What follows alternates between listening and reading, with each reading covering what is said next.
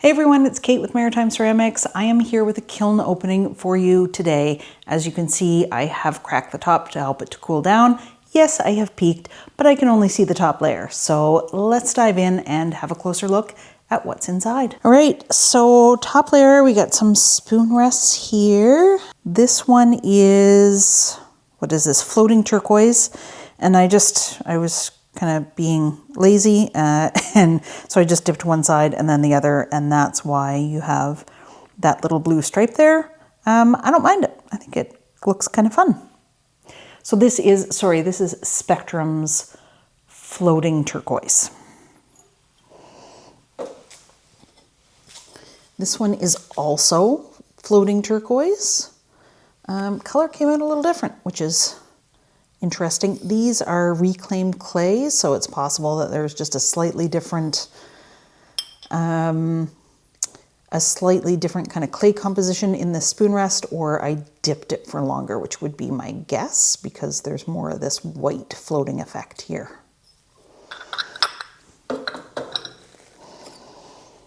Oh, and this behaved itself. Okay. This is Old Forge's Misty Forest. So this is a glaze that I mixed myself. This was a cone 6 firing and it was a slow cool, which the Misty Forest really looks a lot better with a slow cool. Although this is maybe more matte than I would have wanted it, but nonetheless beautiful. And this was one of my experiments. So for those of you who watched the video with the 19 different glaze combinations, the Laguna Power Turquoise and Coyote Amethyst was one that I thought had some potential. So I have been testing that out a bit. And I am going to do a follow-up video so that you guys can see some of the larger testers and I can tell you kind of what I've done with them. But for those of you who are watching today, this is a sneak peek. I think that's quite pretty. Ooh, Power Turquoise is a little thick. Hopefully, I think I've got some stuff glazed with it further down, so hopefully they didn't get ruined. That one's going to need to be sanded a little bit. Okay, and we have 2 bowls here with Mayco Copper Float. And these, I think I did 3 on the bottom, 4 in the middle, and 5 on the top coats.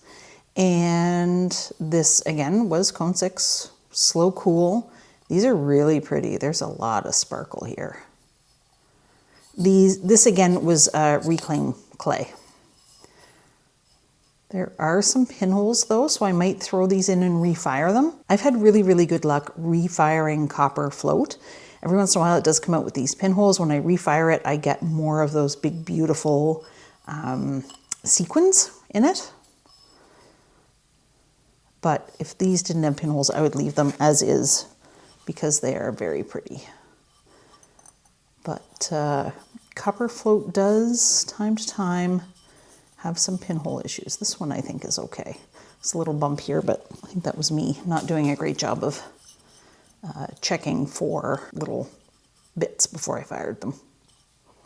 So this one's probably a refire. This one I think is okay. These are part of a set of 8 for a customer, and she did request mix and match. Thank goodness. So refiring one and not the other, I don't think is going to be a big deal because these are the only 2 in this glaze and the other ones are different glazes, and I think it'll be fine. And if you're wondering why one blistered and the other one didn't, excellent question. I have no idea. They were glazed at the same time, in the same way. They were placed next to each other in the kiln. Who knows? Okay, now here I have a mixture of some pendants for necklaces. These guys have imprints with little ferns that I made stamps of last spring. And they're done in Amaco's Wasabi Celadon. And this is more copper float. Maybe pop that one in for a refire. I don't know. Maybe not. It'll need to be sanded a little bit there to smooth that out, but that's okay. These guys are all plant markers. So these go on little wire stakes. I'll try and overlay a picture of them once they're done. And I've just done them in a variety of different glazes to see what's what. I think this is Spectrum's Orchid. I was afraid to use too much because it can be quite opaque, but I think if I did it again, I would do 3 coats. Nothing wrong with that though. I made them in a couple of different sizes because I wasn't sure what I would like. This is Spectrum's Cerulean Celadon. Again, I think just 2 coats. They're not all particularly serious plant markers. And again, the cerulean. Now, the interesting thing here is that one of these markers was glazed in a mix I did myself with Pottery Supply House True Colors Clear Glaze and Coral Red Mason Stain. And all the rest of them were with the orchid. So I don't, like, they all look the same. I would say this was the dipped one, but maybe it's on the bottom. Let's keep going, see what's underneath there. This was another experiment I did. I don't know that the stain didn't get mixed as well as I would have liked there. This is Teal Mason Stain in Pottery Supply House True Colors Clear. Love the color, just it needs to be mixed up a little bit better. I might need to take the immersion blender to that. Which is too bad because I've already glazed a bunch more, so yeah, they'll be a little spotty too. It's okay. I don't hate that look, actually. Kind of, it's almost like rain.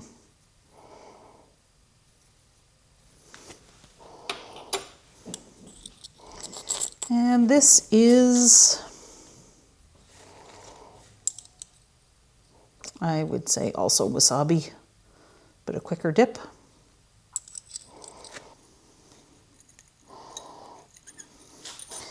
Didn't necessarily do a great job of cleaning out the holes on these, so there will be some Dremel work for me before these go to the sale.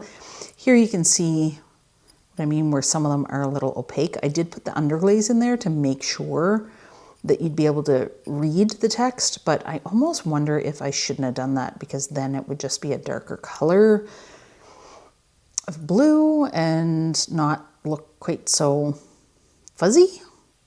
Have some positive thinking, some optimism. No, this one looks the same too. Interesting. So I guess Spectrum Orchid maybe has 3% coral red stain in it. I don't know. This is really weird. I'll have to have another look and see if maybe that one didn't make it in to this load because I do have a ton more of these. I don't know. And a couple more. Oh, I really didn't do a good job.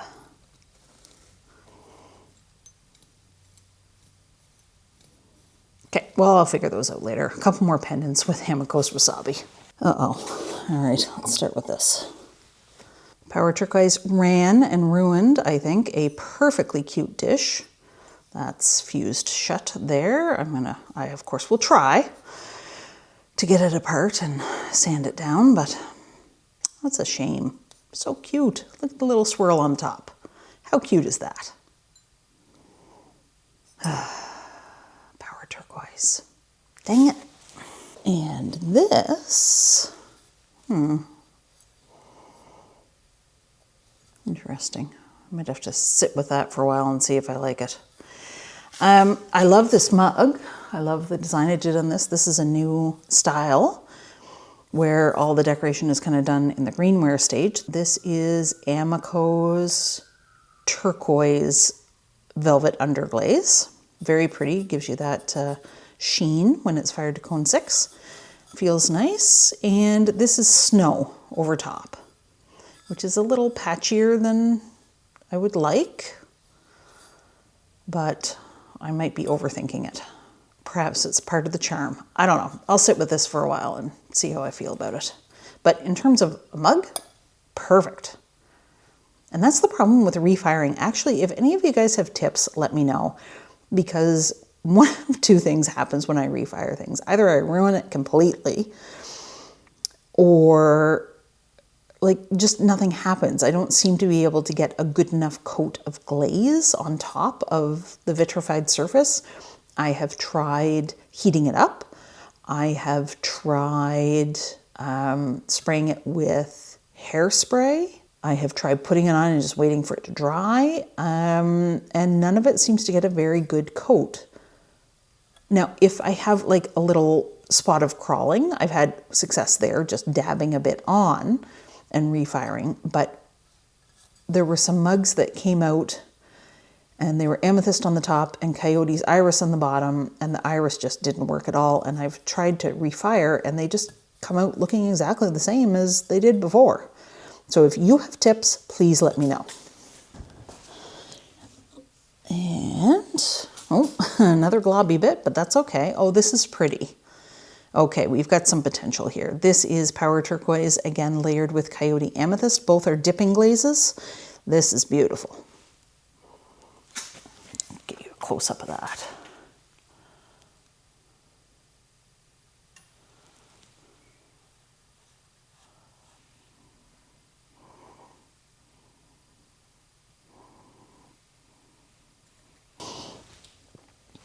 We have, a cup with just Coyote's Amethyst on it.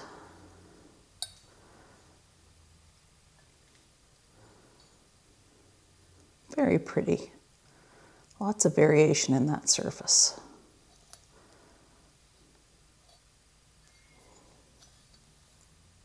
Very pleased with that one. And a couple of bowls with Coyote's Amethyst. These guys are looking good too.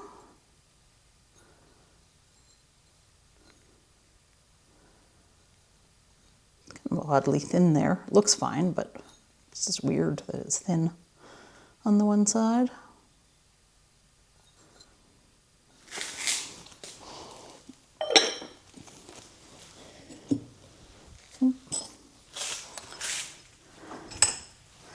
And another one with amethyst.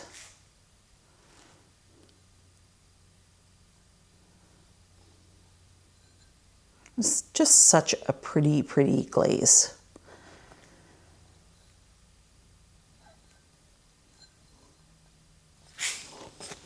And another little dish with Old Forge's Misty Forest on it. Super cute. Can you guys see this chip here? I think so. I made this chip the first time I opened my new kiln. Completely irrelevant, but I know you guys feel my pain. Some more bowls down here. Oops. Power Turquoise, much better behaved. The bottom of the kiln does get less hot. Usually kind of a cone 5.5. So the Power Turquoise has behaved itself a little better on both of these. And you know what? I should know better. I know that Power Turquoise likes it a little cooler. I do try and put it on the bottom shelf, but anyway. And 2 bowls with the floating turquoise. Do any of you struggle with the idea that, oh, actually this is a failure. Look, that slumped. That was too thin, clearly, on the bottom. Dang it. Anyway, I was just about to ask if if you ask me about my philosophy on pottery, I will tell you, and I will mean it, that the variation between pieces is the charm of handmade pottery. That's what signifies the human touch, I think, compared to a machine. And yet, when things come out not looking exactly the same,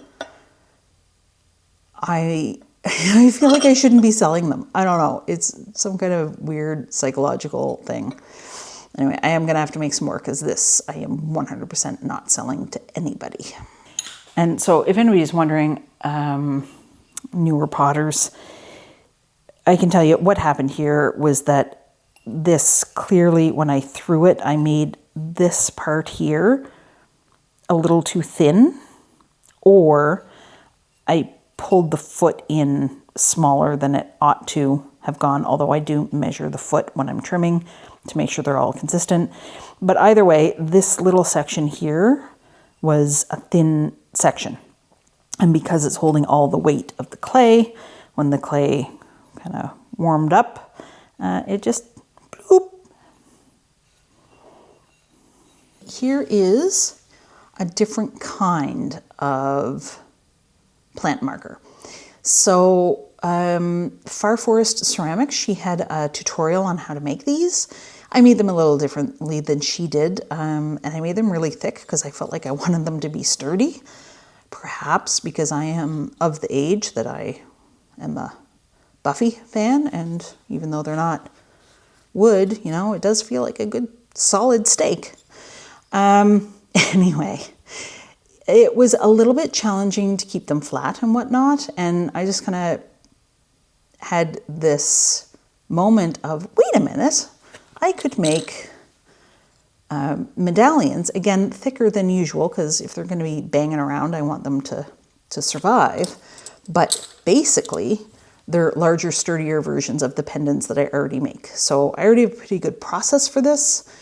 And I thought, well, let's just make some jewelry for the plants. So we'll see. I haven't tried to sell these yet. So we'll see if they're good sellers or not. And these guys I will probably use myself. I do like them, super sturdy. Last but not least, another misty forest. Now this is interesting because we can see the difference that temperature makes in the misty forest glaze. So this is a cone 5.5, and I mean, it's lovely, it's fine, but there's a lot more variation in this glaze, or in the glaze that's fired to probably a cone 6.5, maybe even a 7 on that top shelf. So that's it, you guys. I hope you found something interesting in here, something you might like to try yourself. If so, let me know down in the comments what it was that struck your fancy, and I will see you next time. Until then, happy potting.